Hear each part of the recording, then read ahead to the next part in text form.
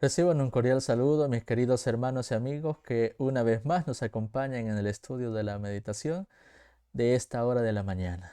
Su hermano en Cristo, Oscar Martínez, se complace una vez más saludarlos en esta hora del día para que podamos tener un momento de meditación en la palabra de nuestro Dios. Pero antes, queridos hermanos, vamos a iniciar de lleno. Lo vamos a hacer con una oración. Vamos a dirigir nuestros pensamientos al cielo y vamos a hablar con Dios mediante la oración. Oremos, por favor. Cariñoso y amante Padre, que su morada es en las alturas de los cielos, alabado y glorificado sea su nombre por toda la eternidad de los siglos. Le damos gracias en esta hora del día, porque en su infinito amor y misericordia le ha placido darnos el privilegio de una vez más meditar en su palabra. Queremos implorarle que pueda abrir las cámaras de nuestro entendimiento para que podamos atesorar en nuestra mente y corazón lo que hemos de estudiar. Bendiga a nuestros hermanos y amigos que han de acompañarnos. Lo imploramos en el bonito nombre de Cristo Jesús. Amén. Bien, queridos hermanos y amigos, en esta hora de la mañana vamos a tener un estudio muy interesante y vamos a recordar una historia muy llamativa que encontramos en las Sagradas Escrituras. El título del tema que vamos a desarrollar en esta hora se llama Juan, el discípulo amado, llega a ser Juan el revelador. Para este 31 de octubre. El mes ha finalizado, queridos hermanos, y ya solamente quedan 2 meses exactos para que pueda finalizar el año, si el Señor nos presta la vida. El tiempo va transcurriendo, pero a pesar de que el tiempo transcurre, los días pasan, hay algo que siempre permanecerá para siempre y es la palabra de nuestro Dios. Vamos a basar nuestro estudio en lo que dice la palabra de Dios en el libro de Apocalipsis, capítulo número 1, versículo número 1. Dice la palabra de Dios: la revelación de Jesucristo que Dios le dio para manifestar a su siervo las cosas que deben suceder pronto, y la declaró enviándola por medio de su ángel a su siervo Juan. Si bien es cierto, queridos hermanos, podemos nosotros encontrar en la historia de Juan una historia que fue marcada por el sufrimiento, pero también por la entrega y por el amor a la verdad. Vamos a recordar lo que dice, eh, lo que menciona la historia bíblica acerca de la vida de este hombre. Dice la matutina del Cristo triunfante la siguiente declaración: el testimonio de Juan con respecto a la vida, crucifixión, resurrección y ascensión de Cristo es claro y contundente. Luego que Cristo hubo ascendido a los cielos, el testimonio de Juan concerniente a Cristo perturbó a quienes estaban en posición de autoridad. Noten esto, qué interesante. A fin de complacer a los judíos, los romanos habían crucificado a Cristo y ahora buscaban congraciarse aún más con ellos, colocando a Juan en un lugar donde su voz no pudiera ser escuchada por los judíos, ni mucho menos por los gentiles. De este modo, ¿verdad? Fue desterrado el discípulo amado en la isla de Patmos. Noten qué interesante dato, queridos hermanos, que nosotros encontramos en esta declaración. Hasta este momento, la nación romana había querido obtener el favor de los judíos. Número uno, ¿verdad? Matando a nuestro Señor Jesucristo, pero también ahora, ¿verdad? Erradicando a todos aquellos que predicaban acerca de la vida, muerte y resurrección de Jesús. Y en esta ocasión, ¿verdad? Querían nuevamente obtener el favor del pueblo judío, de los líderes que estaban siempre en contra de Cristo y de sus seguidores, desterrando en la isla de Patmos al discípulo amado, para una vez por todas callarlo, para una vez por todo silenciarlo a él, para que no pudiera más difundir lo que él estaba compartiendo con todos aquellos que lo escuchaban.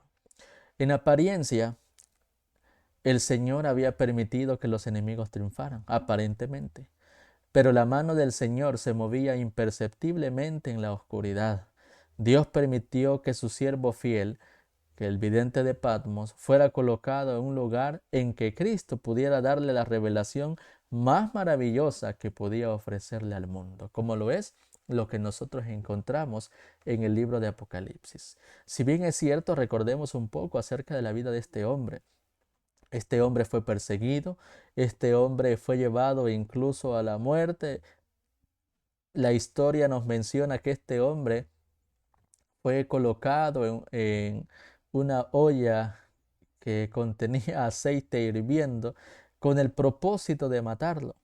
Pero el poder de Dios o el propósito de Dios aún tenía algo que evidenciar o que mostrarle al mundo mediante este siervo, por lo cual la historia nos dice que fue preservado sano y a salvo de ese, llamémosle así, penoso acto en el cual él fue sometido de ser echado a una olla de aceite hirviendo, lo que propició más aún el odio de los que habían intentado quitarle la vida al discípulo amado, a tal punto de que para silenciarlo de una vez por todas fue desterrado a la isla de Patmos, con el propósito de ya no saber más acerca de Jesús, no saber más acerca de la vida de este hombre, para que ya no pudiera seguir perturbando el pensamiento de aquellos líderes en aquel momento. Pero Dios todavía tenía un propósito. Cristo había de revelarle muchas cosas al vidente de Patmos. Eh, Había de mostrarle muchas cosas, enseñarle tantas maravillas que ahora nosotros también podemos escudriñar en el libro de Apocalipsis. Junto a otros discípulos había viajado con Jesús, había aprendido de él y se había regocijado en sus palabras. En el día sábado, el Salvador resucitado se presentó ante Juan y el testimonio que le dio ha llegado aún hasta nuestros tiempos. El Señor nos encarga que investiguemos las Escrituras para que podamos conocer lo que sucederá en los últimos días de la historia de este mundo. En el capítulo 1 del libro de Apocalipsis encontramos muchos datos interesantes acerca de lo que Dios tiene preparado para este último tiempo. Este es un testimonio poderoso, el capítulo 1 de Apocalipsis, pero su verdadero significado no se discierne de una forma clara. Todo estudiante de la Biblia debe analizar cuidadosamente cada palabra del primer capítulo de Apocalipsis, pues cada oración y cada término tiene su peso y su consecuencia. Así que el Señor nos hace un llamado a cada uno de nosotros para que podamos escudriñar a profundidad lo que encierra el libro de Apocalipsis. Ahora, la manifestación de Cristo a Juan deberá ser para todo creyente, incrédulo, una evidencia de la resurrección de Cristo. Ha de transmitirle poder a la iglesia. Hay momentos en que las nubes se ciernen en torno al pueblo de Dios. Hay momentos, hermanos, en los que parece que el enemigo está tomando ventaja en esta lucha cristiana. Hay momentos en los que pareciera que estamos sin respaldo, que estamos desamparados. Pero llega el momento en el que nosotros vemos las evidencias de Dios y cómo Él resguarda a sus hijos a pesar de las dificultades, a pesar de que el panorama muestra todo en contra de nosotros. Pero sabemos que los planes de Dios son perfectos, como lo sucedió con el plan que Dios tenía establecido para el vidente de Patmos. ¿Por qué? El propósito de las por así decir, de las autoridades, de los hombres que estaban en ese momento era callar a este hombre que predicaba la verdad. Pero Dios tenía aún un propósito para él, enseñarnos a nosotros en este tiempo que aún hay un mensaje de esperanza. Dios tenía para nosotros aún la revelación de lo que ha de acontecer en este mundo perverso y cuál va a ser la culminación del pecado. Todo eso lo encontramos nosotros en el libro de Apocalipsis. Ahora, pareciera como que la opresión y la persecución amenazasen su existencia y pusiesen en tela de juicio la preservación del Evangelio eterno. Pero en estas circunstancias en que se ofrecen las lecciones, mejor dicho, es en estas circunstancias en las que se ofrecen las lecciones más instructivas para nuestra vida, como lo sucedió en el caso del vidente de Patmos. Así como en la noche más oscura las estrellas brillan más, así también los rayos más brillantes de la gloria de Dios se revelan en medio de la oscuridad más profunda. Aun cuando el panorama esté tan sombrío, aun cuando no tengamos esperanza o pareciera que no hay esperanza, Dios tiene todavía un plan, un propósito para nosotros y ha de cumplirse fielmente, siempre y cuando nosotros aguardemos en la bendita promesa en que Dios está con cada uno de sus hijos. Cuanto más oscuro sea el cielo, tantos más claros y esplendentes serán los rayos del sol de justicia del Salvador resucitado. Así que, queridos hermanos, tenemos la esperanza eterna de que a pesar de las circunstancias que podamos estar viviendo, a pesar de que llegue el momento en el cual seamos llevados a las cárceles, seamos sentenciados a muerte, seamos perseguidos, aun cuando todo apunte a que nuestro cometido, nuestro propósito no va a llegar a cumplirse, o aún, queridos hermanos, cuando pensemos que Dios nos ha abandonado, es ahí cuando se manifestará su gran poder y gloria para hacer de sus hijos un ejemplo de cómo Él guarda a aquellos que obedecen fielmente sus mandamientos. Un ejemplo de eso fue lo que sucedió con Juan, el discípulo amado, que llegó a convertirse en Juan el revelador. Así que, queridos hermanos, no tengamos dudas, no tengamos eh, la menor duda de que Dios obrará en nuestro favor, aun cuando todo esté en nuestra contra. Si así lo creemos, queridos hermanos, vamos a ver las maravillas que Dios tiene preparadas para cada uno de nosotros. Vamos a finalizar este estudio con una oración.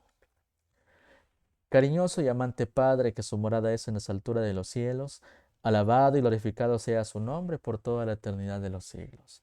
En esta hora de la mañana, una vez más, nos dirigimos ante su trono de gracia para encomendarnos en sus brazos de amor, para implorarle que pueda ayudarnos a discernir su verdad, pueda darnos el interés de poder escudriñar en su santa palabra lo que concierne los misterios del libro de Apocalipsis. Ayúdenos a que, así como la experiencia de Juan, el discípulo amado, nosotros cuando nos encontremos en momentos de dificultad, nos encontremos incluso en persecuciones, en las mazmorras, en las cárceles, tengamos en mente de que usted tiene un propósito para nuestras vidas. Ayúdenos a ser fieles, incluso hasta la muerte, si es necesario, por amor a su verdad. Bendiga a nuestros hermanos y amigos que nos han acompañado en este estudio y ayúdenos a hacer su voluntad. En el nombre de Jesús lo imploramos y agradecemos todo. Amén. Bien, queridos hermanos y amigos, es así como hemos finalizado el estudio de su palabra. Y en esta hora de la mañana quiero saludar a cada uno de los hermanos que nos han acompañado en este estudio, esperando, ¿verdad?, que el Señor pueda derramar muchas bendiciones sobre cada uno de ellos. Bendecir a los hermanos que a la distancia están siempre pendientes de las transmisiones, así que el Señor pueda guardarlos en este día y cada día de nuestra vida. El Señor los bendiga. Bendiciones para todos.